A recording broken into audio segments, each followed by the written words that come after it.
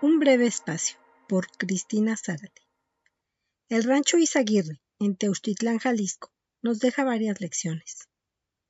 La primera, la forma en cómo los medios han abordado el caso.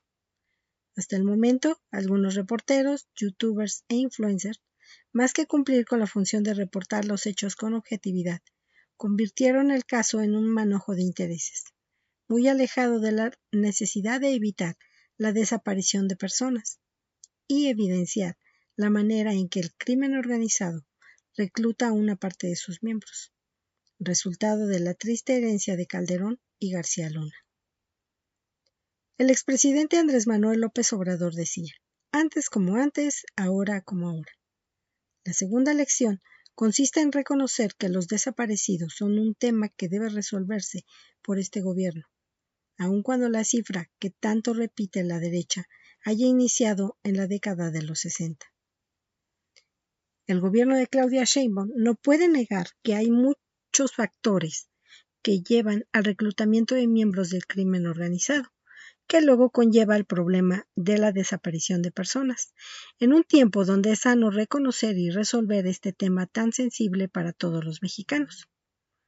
La pobreza, el desempleo, la falta de oportunidades, los empleos mal pagados, así como el acceso a derechos laborales que el neoliberalismo desapareció, aún existen. A estas alturas, todavía falta por legislar y hacer cumplir muchas de estas necesidades básicas para aquellos que buscan ganarse la vida a través de un trabajo honesto. Sin embargo, también es entendible que se maneje una de tantas vertientes del narcotráfico de forma tan cuidadosa por parte del gobierno, en un tiempo donde Donald Trump está a la espera del mínimo pretexto para intervenir en México. El problema es añejo. Durante el sexenio de Carlos Salinas se hizo más visible la presencia del crimen organizado. La noche del 24 de mayo de 1993, los medios reportaron la muerte del cardenal Juan Jesús Posadas Ocampo, víctima del fuego cruzado entre el cártel de Tijuana y el de Sinaloa, en el estacionamiento del Aeropuerto Internacional de Guadalajara. La entonces Procuraduría General de la República atrajo el caso, y aunque la carpeta nunca se cerró formalmente, se sostuvo la versión de que entre narcotraficantes habían confundido al cardenal con otro personaje, desatando una balacera en un lugar muy concurrido, en plena tarde. Ese era el Jalisco de los años 90. Sin embargo, en aquel tiempo no se culpó ni exigió al gobernador, Carlos Rivera Cebes, ni a Salinas por la resolución del caso, ni pensarlo. Casi un año después, el entonces candidato del PRI a la presidencia de la República, Luis Donaldo Colosio Murrieta, fue asesinado el 23 de marzo de 1994 en Lomas Taurinas, Tijuana. A 31 años de lo sucedido, solo hay un supuesto culpable: Mario Aburto Martínez, quien purga su condena en el penal de Puente Grande, Jalisco. Aunque una de las líneas de investigación sugería vínculos con el narcotráfico, esta idea se apagó tras la detención del supuesto asesino solitario. Los años siguientes surgieron más cárteles que se diversificaron en la producción y tráfico de otras sustancias. La llegada del neoliberalismo con Ernesto Zedillo y Vicente Fox importaron a México la idea de que en un mercado consumista hasta los seres humanos son mercancía. El sexenio de Felipe Calderón y su falsa guerra contra las drogas, tuvimos que aprender un nuevo lenguaje, el del miedo, en el que ninguna de las palabras del diccionario alcanzan para nombrar a las desapariciones: levantones, cocinados, entambados, pozoleados, las fosas, los crematorios clandestinos y ahora echar a los elotes para referirse a lo que ahora se sabe hacen algunos cárteles con sus víctimas. Campos de concentración, de exterminio, son palabras mayores que debieran sostenerse por pruebas e investigaciones muy concienzudas. Sin embargo, los medios no han dudado en utilizarlas, porque les sirven como parte de una narrativa que espera derrocar al actual gobierno, al que ahora acusan sin sustento de crímenes reales que sí ocurrían en sexenios pasados y se guardaba un silencio cómplice. Pese a ello, también imperó la valentía de algunos periodistas que reportaban infiernos como Allende y San Fernando. Fue el mismo Calderón quien inició la narrativa de dividir al pueblo entre buenos y malos, para justificar que los criminales, por el solo hecho de serlo, carecen de derechos humanos y no merecen compasión.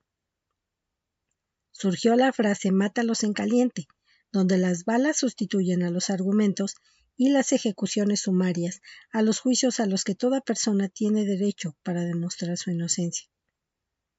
La tercera lección la dejan los familiares de los desaparecidos. Ante la falta de información y respuesta por parte de las autoridades, las madres salieron a buscar por sus propios medios a sus seres queridos, formando los colectivos de buscadoras, quienes a pesar de las inclemencias del tiempo y la inseguridad, se volvieron expertas rastreadoras, rascando y buscando donde los informantes anónimos les avisan. Andrés Manuel López Obrador tuvo en 2018 un encuentro con padres de desaparecidos. En aquella reunión, una madre se arrodilló a sus pies y AMLO la detuvo. Era la súplica de una mujer que pedía verdad y justicia para encontrar a su hijo, como miles de madres que buscan desesperadamente a su ser querido. Por desgracia, ese fue uno de los puntos que el expresidente no pudo cumplir ante tantas cosas que había que arreglar en un país que estaba al borde del colapso. 6 años después, el rancho Teustitlán le cae como anillo al dedo a la oposición y a los medios que inmediatamente se aprovecharon e hicieron toda una narrativa sin pruebas. Brotaron figuras políticas de derecha a reforzar la idea de un narcoestado coludido con el crimen organizado, a pesar de que guardaron un silencio cómplice cuando estuvieron en el poder. Hoy se sienten con la autoridad moral para señalar a un estado del que formaron parte, por lo que también algún día serán juzgados por su falsedad e hipocresía.